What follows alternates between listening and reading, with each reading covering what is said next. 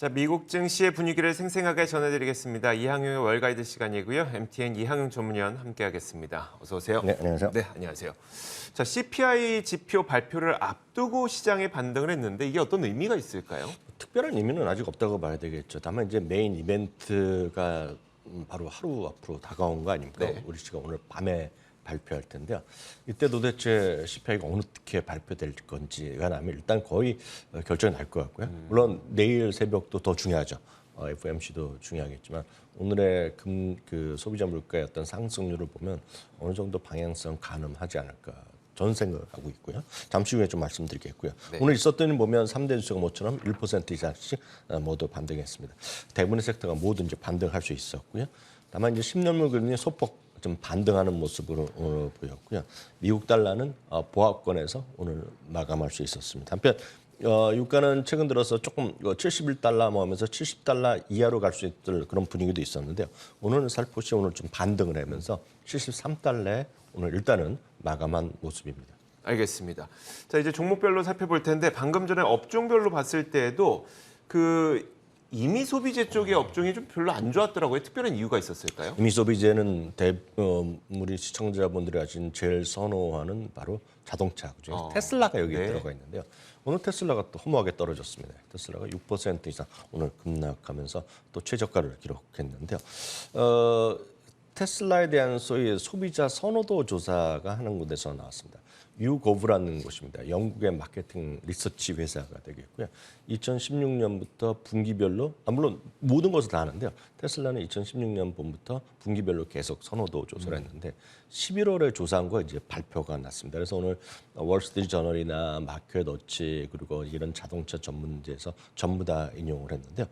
그림 설명드리겠습니다. 이 그림이 바로 유고브에서 한 것인데요.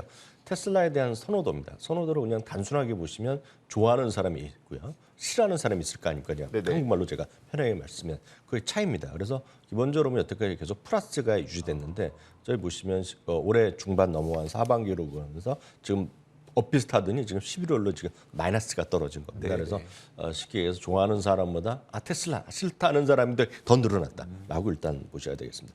여러 가지 요인이 있겠죠. 이렇게 되는 것은. 근데 월스트리트 저널은 가장 중요한 것은 역시 테슬라. 그러니까 일론 머스크에 대한 관심이 트위터에 너무 쏠려 있다는 것이 되겠고 또 하나 기억했지만 12월 달에 우리는 벌써 지나갔지만 11월 중간 선거가 있지 않습니까? 네네. 중간 선거에서 이 일론 머스크가 공화당을 찍으라 그랬잖아요. 맞아요. 그러니까 이제 이런 걸 좋아하는 사람은 공화당 사람들은 좋아하겠죠. 네. 공화당을 지지하는 사람, 미국 사람인데 미국 사람, 네. 공화당을 지지하는 선호하겠지만 민주당을 선호하는 사람들의 입장에서는 짜증 나겠죠. 바로 이 그림인데 정치적으로 완전히 갈렸다는 겁니다. 그래서 위가 보면 올라가는 건 어디겠습니까? 리퍼블리칸이죠. 공화당이네요. 그러니까 공화당이 되겠고요. 네네. 아래쪽으로 쭉 떨어진 쪽이 있지 않습니까? 떨어진 쪽은 이제 민주당이죠. 정치적 색채가 물론 미국은 완전 자유로운데요. 어찌됐건 이런 거가 없으면 그냥 무시하고 넘어갈 수 있을 거 아닙니까? 네네. 자기 혼자 조용히 생각하면 넘어가면 그 사람이 무슨 정치적 지향점이 있는지에 대해서 관심이 없는데 한쪽으로 쏠리다 보니까 예전부터 뭐 트럼프랑 친한 건 알려져 있지만 투표에서도 영향력을 행사하고 이러다 보니까 이거 아니라고 생각하는 사람이 늘어나는 거죠. 그러니까 훅 떨어지면서 한쪽에서 올라갔지만 이걸 보면 싫다는 사람이 늘어난 거죠. 네네. 그러면서 이렇게 막 떨어졌다라고 보셔야 되겠고. 참고적으로 그러다 보니 그 여태까지는 그냥 좋다는 사람들도 이제 저런 모습을 보니 이제 자동차 품질도 기분 나쁠 수 있을 거 아닙니까 지금 네. 사람들의 입장에서 그것도 물어봤더니 2020년만 하더라도 이게 소비자에 대한 퀄리티, 그러니까 품질에 대한 그 불만이 4.2%밖에 안 됐었는데 11월에 보면 12.5%로 늘어났거든요. 그러니까 이런 것들이 모아서 지금 오늘 테슬라 다시 좀 떨어진 그런 요인에 따라 보셔야 되고 6% 이상 오늘 떨어진 날이 되겠습니다. 반면에 최근 들어서 다우 30개 주식 중에서 가장 잘 나가는 건 제가 보기에 보잉입니다. 보잉. 그런 것 같아요. 여러 번 네. 제가 말씀드렸는데요. 유나이티드 에어라인에서 이제 787에 대한 이제 그 계약 이런 게 준비되고 있다. 뭐 그런 것들이 나는 아직 발표된 적은 없습니다. 공식적으로요. 오늘 이제 인도의 신문인데 인도의 신문에서 에어 인디아라고 있죠. 뭐 저는 타보지 않았지만 네네. 그 대한항공 같은 거 있겠죠. 네네. 인도 항공에서 737 맥스의 150대 구매 계약이 사인이 임박했다 이런 보도를 했어요. 그러다 보니 보잉이 또 좀 살아나는 모습 보이면서 보잉은 지금 완전히 주가 흐르는 거 보면 상당히 좋은 그림이 되겠죠. 다시 말씀드리지만 올해 이제 그 순현금이 상당히 좋아지는 거로 나와 있고요. 네네. 2025년 아직 멀었지만 2025년부터 배당을 재개한다는 얘기 밝혔거든요. 근데 뭔가 좀 명확해지고 있다라고 회사가요. 그렇게 이해하시면 되겠네요. 자, 알겠습니다. 자, 이 외에도 이제 종목들 여러 가지 있는데 저희가 그걸 좀 빼놓고 이제 더 중요한 게 CPI라든지 FOMC 이런 것들이 예정이 되어 있으니까 과연 시장에서는 이런 CPI가 어떻게 발표될 것으로 예상하고 있는지 이 부분을 한번 짚어볼까요? 네, 맞습니다. 바로 오늘 밤이 되겠습니다. 다들 기억하시겠지만 지난달에요. 네네. 지난달에 7.7%가 맞아요. 올라갔습니다. 그것도 엄청 높은 거죠.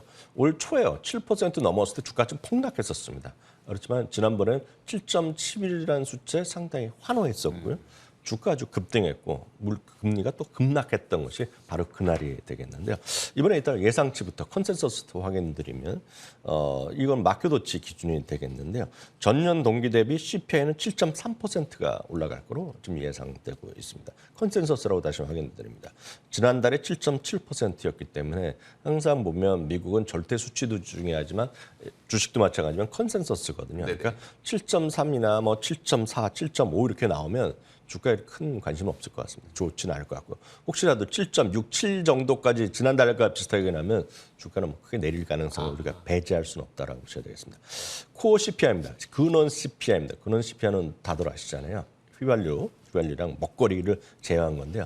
전년 동기 대비 이제 6.1%가 이제 올랐을 것으로 지금 보고 있고요. 전월 대비 6.3입니다. 이것도 마찬가지입니다. 사실 더 이론적으로 중요한 건 근원인데 이제 많은 사람 헤드라인을 보는 건데요. 어찌 됐건 지난달과 엇비슷하게 나오거나 이 컨센서스보다 위에 나오면 주시장은 좀 안 좋을 가능성이 크겠고요. 이거는 뭐 시장하기 전에 나오기 때문에 시작하기 전에 바로 아마 영향을 미칠 수밖에 없다라고 보셔야 되겠습니다. 그 정도 일단 그러니까 미국 시간으로 보면 8시 반에 나오거든요. 그러니까 우리 시간을 보면 9시 반에 이제 발표가 되겠죠. 10시 반인가 요즘 바뀌어 갖고요. 그래서 그렇게 일단 이해하시면 될 것 같고요. 다음은 이제 트루플레이션은 어떻게 보고 있냐는 거예요. 트루플레이션 말씀 여러 번 최근에 소개해드렸다시피 다양한 것을 매일매일 집계 하는 것입니다. 그래서 인공지능을 다 취합해갖고 데이터고 데이터 소스는 30여 개의 수많은 기관에서 1000만 개의 어떤 데이터를 매일 확인하는 것인데요. 이건 이제 오늘 현재입니다. 오늘 현재 6.04%가 전년 동기 대비. 이거는 숫자는 자체는 의미가 없겠고요. 방향성에 보셔야 돼요. 방향성이 크게 떨어지고 있고 이쪽에서는 지금 5% 진입도 지금 이번 주에 가능하다는 얘기를 하고 있습니다. 활력값이 워낙 떨어지고 있기 때문에 그렇고요.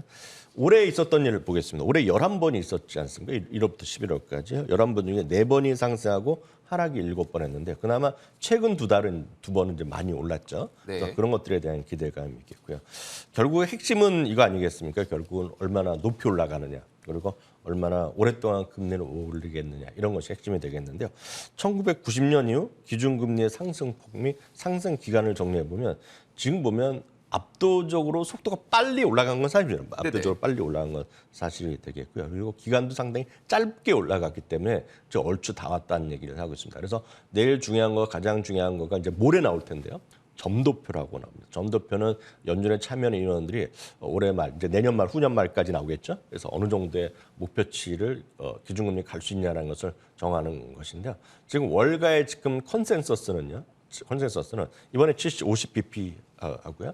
앞으로 3번 정도 내지 4번, 많게는 4번 정도 하면서 5월 달에 5.25%가 이번에 최종 금리일 것이다. 그리고 그다음에 11월 정도에 빠르면 9월 정도에 첫 금리 인하가 있을 것이라는 것이 시각이 있겠고요. 그에 관련해서는 골드만삭스도 오늘 다시 업데이트를 했는데 오늘 이번에 50bp 올리고요.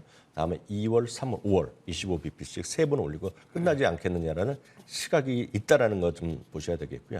관련해서 하나만 더 말씀드리면 이 모든 것들이 나오는 것이 사람들이 느끼는 것을 뭐로 또 알 수 있냐면 페드워치 툴이라는 것이 여러분 확인드렸습니다. 그래서 특정 시기에 금리에 대한 가장 가능성을 딱딱 찍는 선이 있습니다. 그러면 그 선이 있다 그러면 모든 금리의 기준에 따른 확률이 있으면 우리가 그걸 지수할 수 있거든요. 그게 바로 이 그림입니다. 이 그림은 기대되는 그 정책 금리의 수준이거든요. 바로 이것 아까 말씀드린 그런 논리로 보시면 되겠습니다. 그래서 제일 높은 게 지금 5.25까지 가 있었다는 것이 한 달 전인데요. 지금 이걸로 보면 지금 5% 정도 와 있거든요. 지금요. 그러니까 한 달 전 대비 지금 많이 조금씩 내려와져 있는데 이것이 이제 한 번에 바뀔 수 있는 것이 내일 모레 새벽에 이게 바뀔 수 있다는 거죠. 그래서 이것이 위로 올라가냐 내려가냐의 차이라고 보셔야 되겠고 오늘 아마 상당히 변할 겁니다. 오늘 CPI가 좀 우리가 원하는 좀 낮게 나오면 네네. 7% 초반까지 나올 수 있다면 7.1,